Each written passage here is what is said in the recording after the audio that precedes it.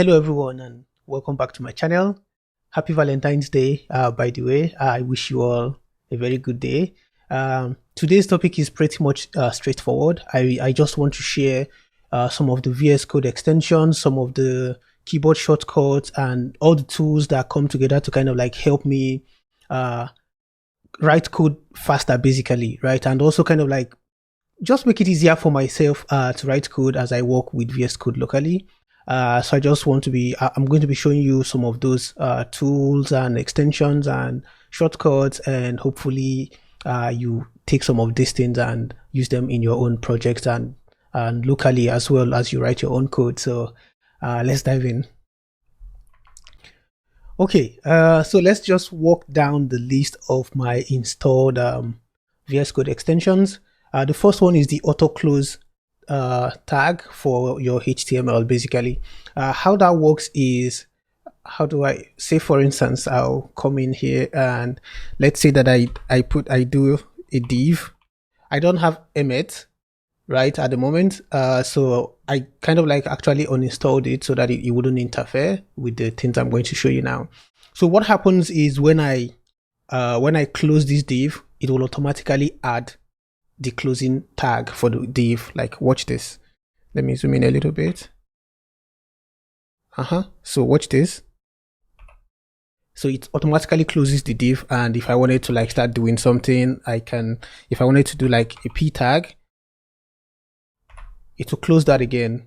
If I wanted to do href, yeah, like an anchor tag,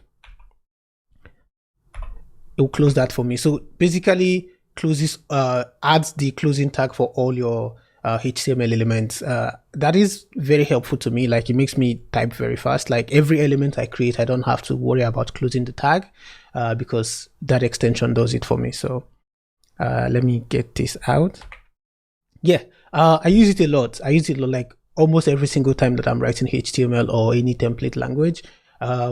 It always does the job of closing all the elements for me. So that's very helpful for me. All right, the next one is the bookmarks. This one is also very helpful to me. I use it mostly when I'm working in like a large code base, and like when I'm working and I don't feel like, I feel like there are things that I need to come back to, or things that I just want to kind of like keep an eye on as I'm working. I mean, bookmark features happens in almost every applications we use today in your browsers, even on Twitter, you can bookmark stuff. So the bookmarks extension basically just helps you bookmark things, right? So for instance, let me get over here. For instance, I wanted to see that I want to bookmark this if statement and come back to it again and check and be sure that I'm not getting anything wrong, or for really whatever reason, right? There's people have different reasons for why they want to bookmark things, but the gist here is it's possible for you to bookmark certain parts and certain lines of your code as you walk through it. So this bookmarks extension helps do that for you. So let me quickly come back and show you how to do it. The ideal way to do it is I think if you click on the bookmarks, yeah, if you have it installed, you will have it show up here by the side of your VS Code. And as you can see on line 38 here, I already have like a line bookmarked. I'm not exactly sure why I bookmarked this line, but I'll probably check that. So if you bookmark more lines, to do it is you press Shift Command P to bring out the command palette, and you type in bookmark, and then you can see all the list of commands that you can run on your command palette within VS Code to like perform a lot of different functions.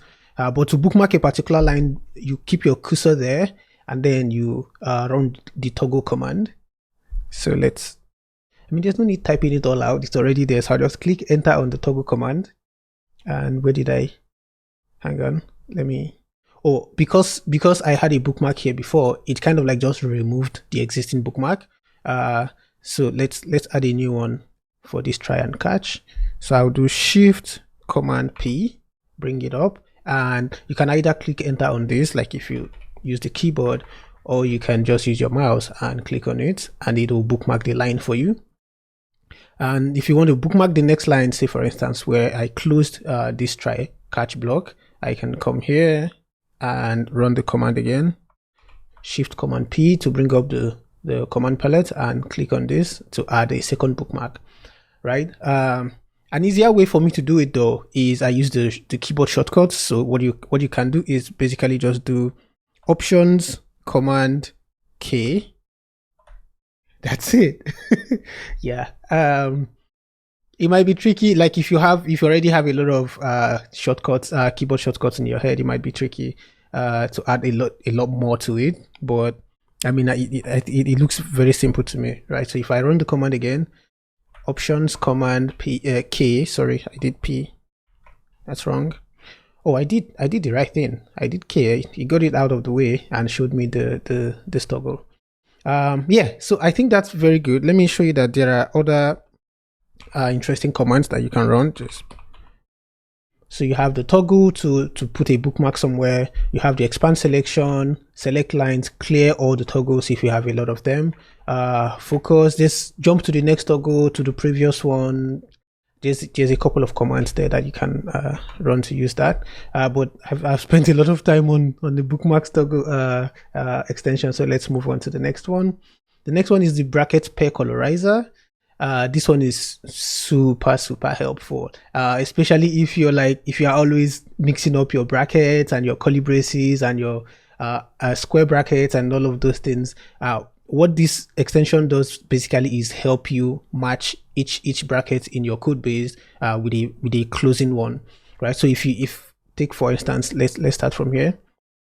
So you see the first bracket I have here is colored yellow, which means if I go all the way down, the yellow line will follow me all the way till where that bracket is closed, and you see that it's closed here. So if I mistakenly take this out, then if I check here, I will see that there's no matching bracket for this, so I have to fix this.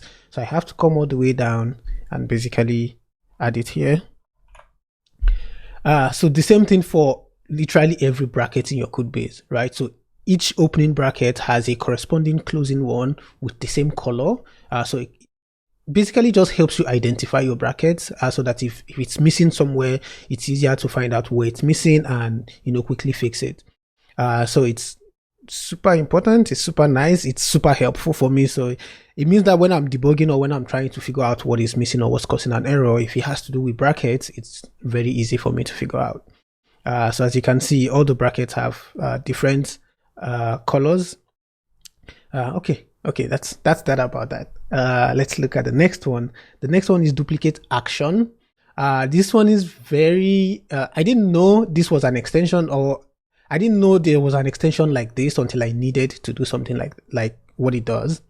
So what it does basically is help you duplicate files. Actually, you would think that this is possible, but it's not, right? If I didn't have this, let me disable it quickly and show you something, right? Say for instance, I have let's do this about page, right? Say for instance, for whatever reason, I want to duplicate this about page to create another page that is similar. You would think that I should have an option to say, I don't know, duplicate file. It doesn't exist unless you have that extension. So I wanted to do something like this several times in the past. I just didn't find out how to do it until I enabled this extension. And now if I do that again, I get the option to duplicate the file. Basically, that's what it does. And several times as I write code, I get the, what's the word? I have the need to duplicate files. So that's what that does for me. It's very helpful. The next one is, no, I'm not going to talk about that. I don't think you all work with Tomo, but if you do work with Tomo, it helps you basically give some kind of syntax highlighting on your Tomo files. But I don't think Tomo files are I don't know, pretty popular. I think only a handful of people really work with Tomo files. But if you do, it kind of helps you give some color and some syntax highlighting to your Tomo file. Look at this, for example. I'll show you real quick. I have a netlify.tomo file somewhere here, right? So this looks good. It looks understandable. It makes sense if you're looking at it. But if I disable the extension Oh, I need to reload. Then my Tomo file looks gibberish. Like it's colorless. It's not beautiful to look at. So I, yeah, I'd rather have the extension than not. Is what I'm saying. So I'm going to find it all the way here and enable it again, so that my Tomo looks good. So that's basically what that does. All right. Where am I? The next one is Fig. I don't know if a lot of you already know about Fig, but it's like an auto completion tool for the command line. So if you have it installed and you're using it, it kind of like helps you do what CoPilot does, but for the terminal, right? Let me show you real quick how that works. So if I pull up the terminal here, let's say that I want to add some changes here. If I do git add, you see that I'm getting auto completion. Like it's very intelligent in the sense that it knows the files that has changed and it kind of like recommends those ones for you first. As you can see, netlify.tomo is like at the top of the list because that's the file I changed last, or at least I opened last. So it's intelligent in that regard, but that's not all, right? It also kind of like just guesses what you want to do and basically just auto completes it for you. I'm not sure what I should do here, but okay, let's say that I want to npm, right? So there's the init, the install, the start, the access. So it basically auto completes all of your terminal commands for you. So that's super helpful. I was one of the early testers for Fig, and I mean from the start it has been amazing, and they've kept on like releasing improvements, and it's just been getting better and better. So if you like working with from the terminal a lot, I do, because I work a lot with serverless functions, you should definitely have that extension installed. All right, what is this one?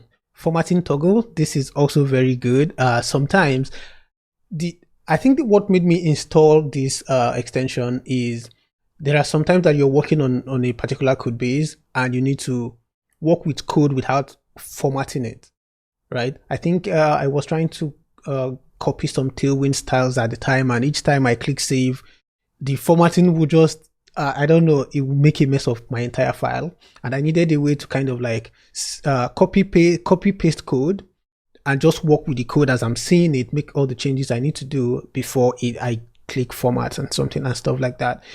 So it gave me the opportunity to turn off formatting entirely. So if you look down here, all the way down here, yeah, I hope you can see my cursor, but if you can't, it's all the way at the bottom of the screen. If you click on it, now formatting is disabled automatically. So basically it just gives you a button that you can click to toggle formatting in your code base. You can be like, I don't want to format anything I'm working on right now. That's it. Turn it off. Otherwise, you can click on it to enable it again, and whatever formatting tool you're using, Prettier or whatever you prefer, you can use it to continue to format your code. But when that's not the case, you can also turn off formatting, and that is what this extension does. So that helps me. GitHub Copilot is the one that I've probably talked about a lot of times in the past. It basically helps you write code. Like it basically helps you write code. I'm not even going to lie. So I think this kind of like showed up before. So this suggestion is basically GitHub Copilot trying to suggest some things to me. So as you saw before, so this is what Copilot does. It basically tries to intelligently suggest code snippets to you that you can choose to accept or decline, or ask it to suggest a new snippet. It's basically kind of like just a body that you're programming with, right? Like you're writing code with Copilot, and I don't know, 90% of the time the suggestions are like really helpful, like very good. I think you probably heard a lot of people talk about Copilot, so I will not spend so much time talking about it. But if you don't have it, you should definitely add it to your VS Code. It's very helpful. All right, the next one is import cost. This one does not necessarily help me write code faster or in any way, but it kind of like gives me an idea of the cost of the packages that I'm installing, right? So for instance, if I come to here, yeah, you can see that I'm importing fetch from node fetch, and it's what 298 zipped. If you're looking at query string, you will see the size. Basically just tells you the sizes of the files that you're importing and using. So if you need to dig into a particular file to get a particular thing, this will be able to tell you that, like, you can just take a look at this code base and know that the largest file that I'm importing here is Superbase, right? It's 59.3K. So it's helpful in that regard, but it doesn't particularly like help me write code faster, which is what like I'm trying to discuss. The other one is JavaScript ES6 code snippets. Basically also like helps you type very short amount of code and then auto completes the entire thing for you. Maybe I can actually even let's look at some of their examples if they have any. Yep. So you can type IMP and it will auto complete the import statement for you and just give you this entire thing. Maybe we should actually try that. So let's do IMP, and if I click enter, that's it. So now I can edit the module names. It's basically snippets, and you can also like create your own custom snippets. I think Sarah Drasner has one for Vue, where like a collection of different snippets that you can immediately type a certain word, and then it will auto-complete the entire thing for you.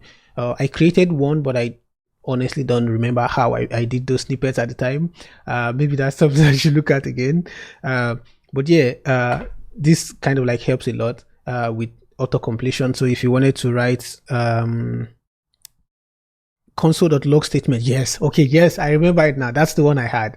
That's the custom one I made for myself. So if I wanted to log something here, for instance the event, I could do console.log, right? But what I did is basically make a log snippet, and each time I type log and click enter, it will auto complete it for me, basically just like that.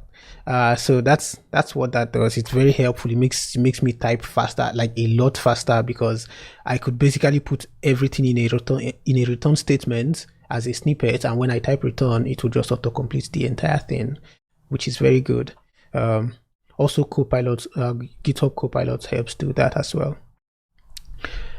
All right. There's something else. There's one other thing I wanted to talk about. Source graph. Yes. So source graph I haven't used it for a very long period of time, but I've been using it lately, and it's like very helpful for code search. Let me just quickly show you how that works. So you click this extension here, and you can run some commands to search for whatever you want. So in my case, I want to search a particular repository. Hang on, too soon. Let's say that I want to search the Netlify repository. So let's come to the Netlify. Okay, actually there's, yes, this one. So this e-commerce starter that Sarah Drasner made. I want to, what did I do? Where is it? This one. So basically you can get access to the entire GitHub organizations and repositories that you have access to on github.com. And then, so say for instance that there's a particular code snippet or a file that I know that Sarah has in this repository that I'm looking for. I could click into it and then click on search. This is that. So I can click on this. It will give me all the files in that repository, and I can dig through it and find whatever I'm looking for. So let's say that I'm looking for a function to create payment intent, right? Then I can dig into here and see exactly all the functions, how she created that function. And if I wanted to copy some code from here, I could definitely do that. So I'm doing all of this without leaving VS Code. Basically, like I don't have to go to Google, or I don't have to go to GitHub and search for Sarah's handle and, you know, dig through her repositories. I could literally just be in VS Code and do all of that. So that's what Source Graph does for you. I think that's about all the extensions that I wanted to talk about today. I don't think all these other ones are language specific, prettier for code formatting. I imagine that everyone uses that, or the other alternatives, but basically it's this kind of like helps you format your code, so that at least if you are working and pushing code and you're working in a team, it helps enforce some level of consistency. Yeah, that's pretty much all the extensions that help me type faster, work faster locally. And something else that I wanted to show you that is not an extension, but something that works a lot for me, or more kind of like I use a lot, is, okay, say for instance, these are classes, right? And I want to change them to class name because this is a Nox.js project. And I want to select all the existing instances of class in this code base. I can do Command D. I could be pressing it and be selecting all the instances of class that exist in this code base. And what I have to do is update all of them at once and just add name. And that's it. So I don't know if you all already know that or you already use that, but that's something that I use a lot. It helps you select the other instances of the word that you've selected. So if there's class name here, if I press Command D, it will select all of those, and we can like get rid of all of them at once if we wanted. Yeah, that's that. So let me know if you like videos like this that kind of like just walk you through the things that I'm using personally, and you know how I'm writing code, how I'm working, the things that help me with productivity. I hope that you do. Like, if you feel like there's value in this kind of videos, just let me know, give me a thumbs up, so that I will continue doing stuff like this for you all. Thank you very much. Have a very nice Valentine's Day, and see you next time. Bye.